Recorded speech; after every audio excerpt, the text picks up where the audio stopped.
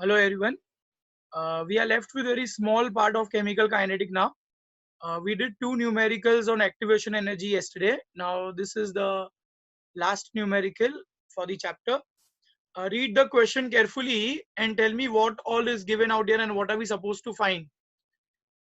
The energy of activation for second order reaction is given 85.2 kilojoule per mole and its frequency factor is given at 310 Kelvin. Calculate the rate constant of the reaction and R value is also given. Okay, so come on, read it and let me know what all is given and what are we supposed to calculate.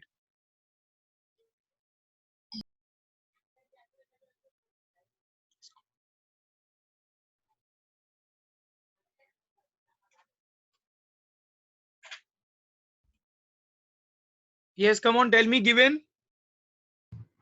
Energy of activation.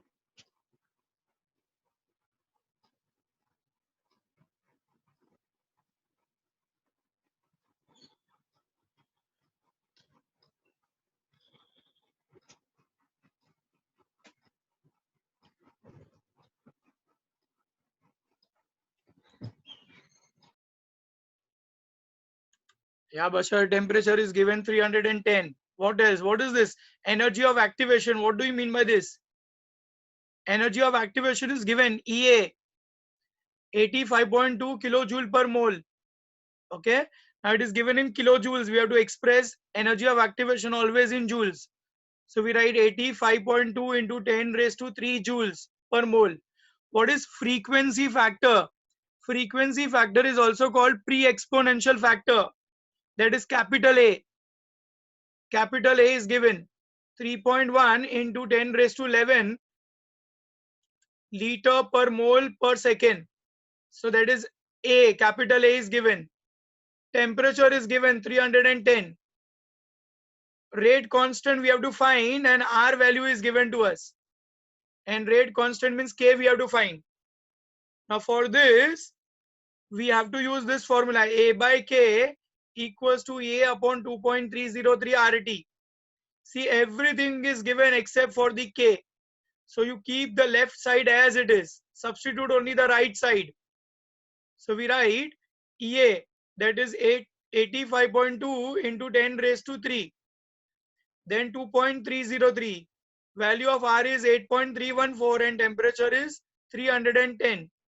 Now solve only this part, right side. Keep this left part as it is.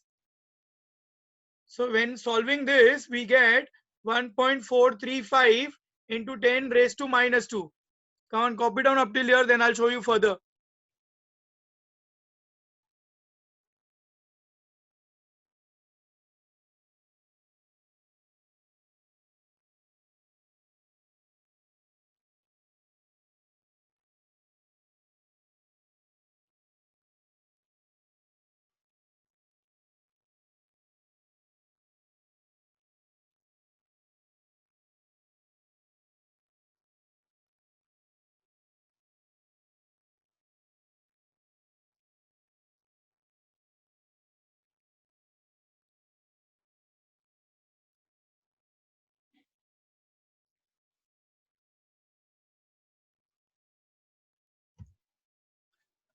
Now see, here 10 raised to minus 2, we have to remove this. Then only we'll remove this log and put anti-log. So we can write log of A by K is 0.01435. अगर ये 10 raised to minus 2 लिखोगे तो anti log लेने में problem आएगी. अब ये log निकालो और सामने एंटी लॉग, तो A by K is anti log of 0.01435. अभी इसकी एंटी लॉग की वैल्यू है 1.034. अभी A is given to us और K फाइंड करना है, तो K को सामने ले लो और 1.034 को नीचे ले लो. नाउ ये फिर से लॉग कैलकुलेशन से सॉल्व करना है एंड K की value ultimately will get is 1.372 into 10 raised to minus 3.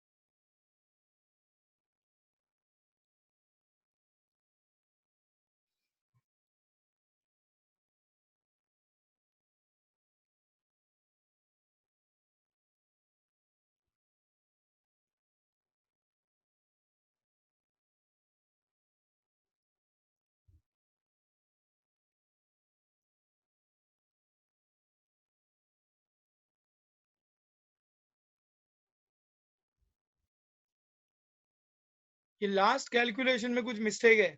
Okay, answer wouldn't be this.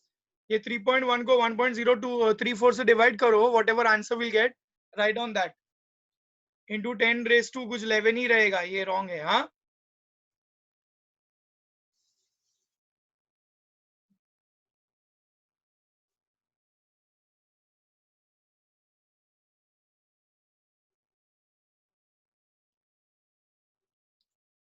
इसकी यूनिट क्या हो जाएगी? तो remember, pre exponential factor and rate constant have same unit. तो जो भी एक ही यूनिट है वही के के लिए लिखना. So will write the same unit as that for the K. And this answer is wrong. Just check it and with calculator and rewrite it. Okay.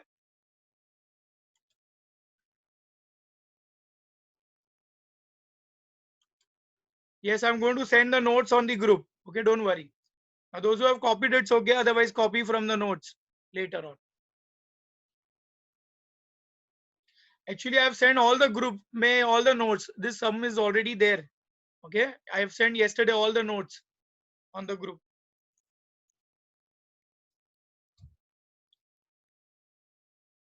Hope everybody has copied. Now we'll go to the next part.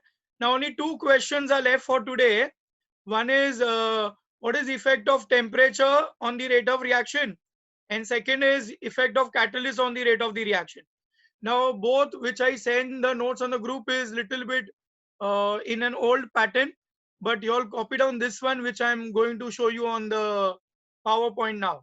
Okay, so write this one and don't copy the old one. See, effect of temperature on the rate of reaction. Anybody have any idea about what will be the effect of temperature on the rate of the reaction? क्या होगा? Temperature बढ़ाने से rate of reaction बढ़ेगा या कम होगा?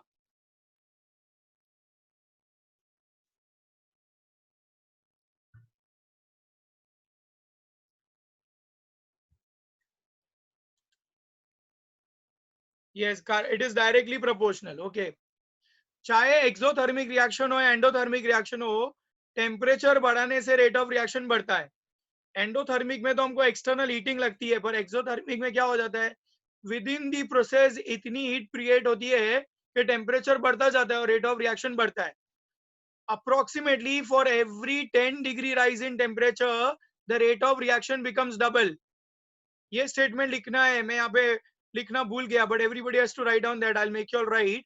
Every 10 degree rise in temperature, the rate of reaction becomes almost double. In NEET JEE पे इसके ऊपर न्यूमेरिकल्स भी है, so I'll give you that. Okay. Now देखो यहाँ पे graphical description of rate of effect of temperature. Now see, यहाँ पे लिखा है कि by increasing the temperature, average kinetic energy of a molecule increases. मतलब kinetic energy is directly proportional to temperature. फिर at a given temperature, the fraction of molecule with kinetic energy greater than or equal to activation energy increases. With increase in temperature, the fraction of molecule having their energy greater than activation energy increases.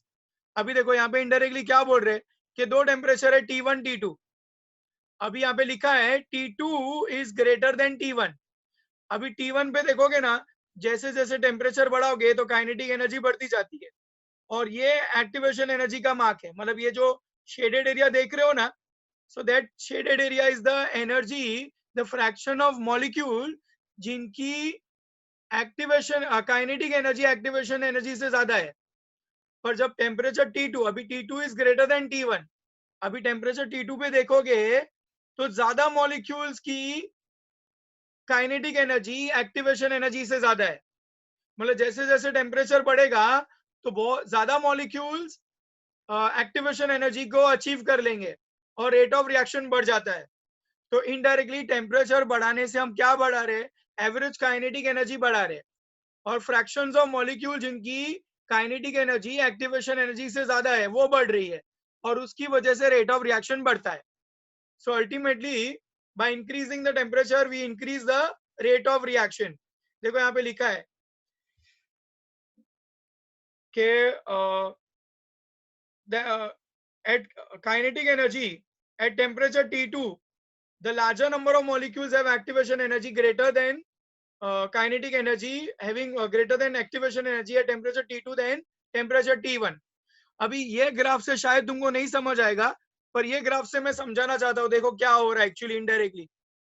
अगर low temperature है तो यहाँ reactant से लेकर transition state तक समझो 10 molecule यहाँ तक पहुंच रहे हैं, पर अगर तुमने टेम्परेचर बढ़ाया यहाँ तो 50 मॉलिक्यूल यहाँ तक पहुंच जाएंगे। तो टेम्परेचर बढ़ाने से हम क्या बढ़ा रहे हैं, number of molecules having kinetic energy increases. Okay, अभी देखो यहाँ पे ना एक क्वेश्चन पूछता हूँ, बताओ टेम्परेचर बढ़ाने से एक्टिवेशन एनर्जी बढ़ती है या कम होती है? कौन tell me what will happen? अगर टेम्परेचर बढ़ाओगे तो एक्टिवेशन एनर्जी बढ़ेगी कि कम होगी? Come on give me answer.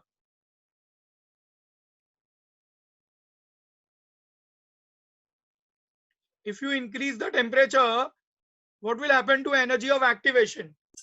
Increase. Energy of activation, reactant से लेकर ट्रांजिशन स्टेट तक पहुंचने के लिए जो एनर्जी लगती है उसको हम बोलते हैं एनर्जी ऑफ एक्टिवेशन। तो टेम्परेचर बढ़ाने से एनर्जी ऑफ एक्टिवेशन बढ़ेगी या कम होगी? So it will increase. Okay, Bashar said increase. Bashar said directly proportional. Huh? Any other answer? Any other answer? Bashar is saying the energy of activation increases. Nobody thinks about it. क्या होगा कुछ नहीं मालूम। Temperature बढ़ाने से energy of activation बढ़ेगी या कम होगी?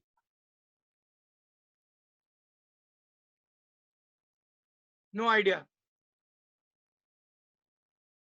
Okay, So it will give अभी a ध्यान दो इधर। boost. टेम्परेचर बढ़ाने से एनर्जी ऑफ एक्टिवेशन में कुछ फर्क नहीं आएगा।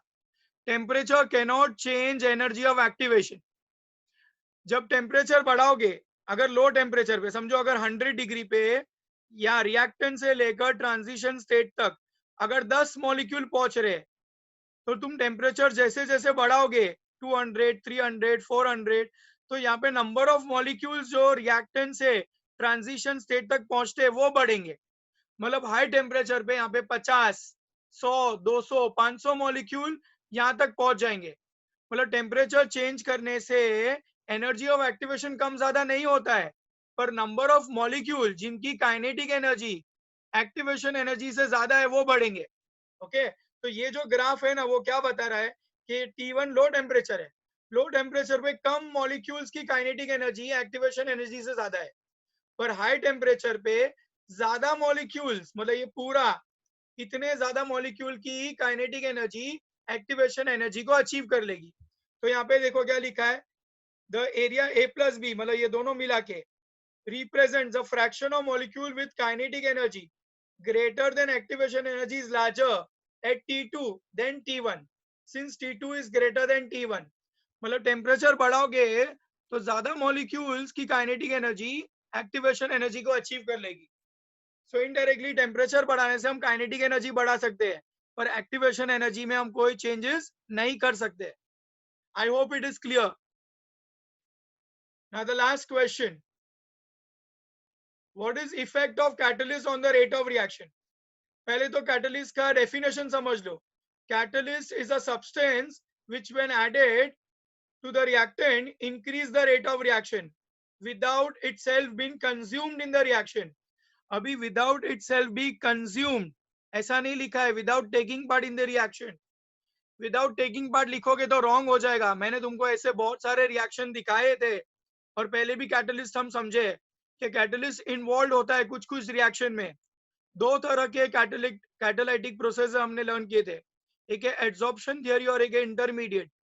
एड्सॉर्प्शन थियोरी में कैटलिस्ट पार्ट नहीं लेता है, खाली सरफेस एरिया प्रोवाइड करता है, पर जब इंटरमीडिएट कॉम्प्लेक्सेस बनते हैं तो कैटलिस्ट खुद इन्वॉल्व हो जाता है रिएक्शन में। तो हम लोग वो जो पुराना डेफिनेशन बोलते थे ना, catalyst is a substance which increase the rate of reaction without taking part in the reaction, that is wrong. हमको वो नहीं बोलना है, यहाँ पे बोलना है catalyst is a substance which when added increase the rate of reaction without itself being consumed in the reaction। मतलब वो यूज पार्ट लेगा पर जितना था और जैसा था वैसा वापस रिकवर होगा।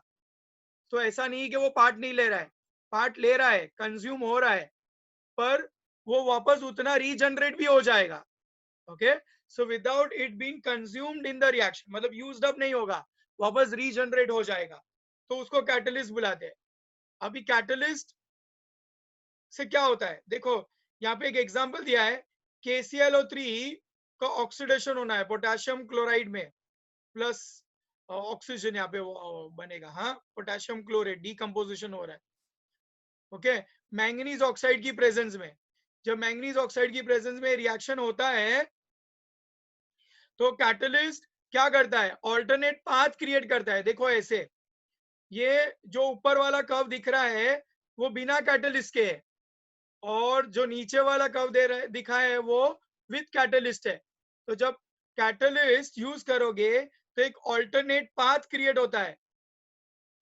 A catalyst provides an alternative path, a new path, और वो क्या करता है, एनर्जी ऑफ एक्टिवेशन को लोअर कर देता है. तो क्योंकि एनर्जी ऑफ एक्टिवेशन कम हो जाती है इसलिए रेट ऑफ रिएक्शन जल्दी हो जाता है. So when manganese oxide is used as a catalyst in decomposition, a catalyst provides an alternative path and it lowers the energy of activation. Energy of activation कम हो जाती है. तो ये ऊपर वाला कर्व बिना कैटलिस्ट का है और जो नीचे वाला कर्व है विथ कैटलिस्ट है. ओके, अभी देखो एक और एक एग्जांपल है यहाँ पर, H2O2 का decomposition to form water and oxygen. अभी बिना कैटलिस्ट के एनर्जी ऑफ एक्टिवेशन इज 76, पर जब आयोडाइड कैटलिस्ट डालोगे तो एक्टिवेशन एनर्जी डिक्रीजेस टू 57. तो with catalyst the energy of activation decreases. Okay, and that is why the rate of reaction increases. और एक फैक्टर यहाँ पे ऐसा बताया है कि फ्रैक्शन ऑफ मॉलिक्यूल्स जिनकी एक्टिवेशन एनर्जी बढ़ जाएगी, क्योंकि ऑटोमेटिकली जब एक्टिवेशन एनर्जी लोअर हो जाती है तो ज्यादा मॉलिक्यूल्स की काइनेटिक एनर्जी एक्टिवेशन एनर्जी को अचीव कर लेगी और इसलिए रिएक्शन जल्दी हो जाएगा. पहले क्या होता था, समझो एक्टिवेशन एनर्जी जैसे यहाँ पे 76 है, तो 76 तक पहुंचने के लिए 10 ही मॉलिक्यूल पहुंच रहे थे, पर अभी जैसे एक्टिवेशन एनर्जी 57 हो गई, कम हो गई, तो वहां पे 50 मॉलिक्यूल वहां तक पहुंच जाएंगे क्योंकि उनकी काइनेटिक एनर्जी उतनी तो है ऑलरेडी. समझ आया? तो इसलिए रिएक्शन जल्दी हो जाता है. तो ये वाला क्या दिखा रहा है, इतने सारे मॉलिक्यूल्स की activation energy, kinetic energy activation energy को अचीव कर लेगी. ये बिफोर कैटलिस्ट इतने ही हो रहे, पर आफ्टर कैटलिस्ट इतने ज्यादा हो रहे क्योंकि कैटलिस्ट डालने से एक्टिवेशन एनर्जी लोअर हो गई और काइनेटिक एनर्जी वो एक्टिवेशन एनर्जी को अचीव कर लेती है और इसीलिए रिएक्शन जल्दी हो जाता है. Okay, so catalyst lowers the threshold energy and the rate of catalyzed reaction is thus larger than the reaction with no catalyst. Okay, so ultimately यहाँ पे दो क्वेश्चन हमको डिस्कस करने थे, एक टेम्परेचर का क्या इफेक्ट है रेट ऑफ रिएक्शन पे और एक कैटलिस्ट का क्या रिएक्शन है. तो टेम्परेचर के लिए मैंने तुमको समझाया कि टेम्परेचर बढ़ाने से एनर्जी ऑफ एक्टिवेशन पे कोई फर्क नहीं पड़ता है, पर टेम्परेचर बढ़ाने से उतने मॉलिक्यूल जिनकी काइनेटिक एनर्जी बढ़ जाएगी उतनी ही कि वो एक्टिवेशन एनर्जी को अचीव कर लेंगे. तो इसीलिए यहाँ पे ये ग्राफ में दिखाया है, विदाउट कैटलिस्ट खाली इतने मॉलिक्यूल्स की काइनेटिक एनर्जी एक्टिवेशन एनर्जी को अचीव करती है और हायर टेम्परेचर T2 पे इतने ज्यादा मॉलिक्यूल A+B बोथ, ये दोनों एरिया की मॉलिक्यूल, इतने ज्यादा मॉलिक्यूल्स की काइनेटिक एनर्जी एक्टिवेशन एनर्जी को अचीव कर लेती है. और इफेक्ट ऑफ कैटलिस्ट में कैटलिस्ट ऐड करने से एक्टिवेशन एनर्जी लोअर हो जाती है और जैसे कि एक्टिवेशन एनर्जी लोअर हो जाएगी तो रिएक्शन जल्दी हो जाएगा. तो ये कैटलिस्ट एक ऑल्टरनेट पाथ क्रिएट कर देता है और क्योंकि ऑल्टरनेट पाथ क्रिएट होने की वजह से रिएक्शन जल्दी हो जाता है. तो यहाँ पे दो एग्जांपल लेके एक्सप्लेन करना है, एक पोटेशियम क्लोराइड का डिकम्पोजिशन और दूसरा हम लोग को हाइड्रोजन पर ऑक्साइड के. हाइड्रोजन पर ऑक्साइड में बिना कैटलिस्ट आयोडीन डालने के बिना 76 किलो जूल है, पर आयोडीन ऐड करने के बाद 57 हो गया. और यहाँ पे हम यही बताना चाहते हैं कि जैसे जैसे एनर्जी ऑफ एक्टिवेशन कम हो जाएगा तो ज्यादा मॉलिक्यूल की काइनेटिक एनर्जी एक्टिवेशन एनर्जी को अचीव कर लेगी और इसलिए कैटलिस्ट थ्रेशोल्ड एनर्जी लोअर करता है और रेट ऑफ रिएक्शन इंक्रीज कर देता है. Okay, so with this we complete with the chapter. Anybody have any difficulty in both the explanation or numerical you tell me, I'll revise with it, or else we complete with today's lecture. I'll put all the notes on the WhatsApp, okay?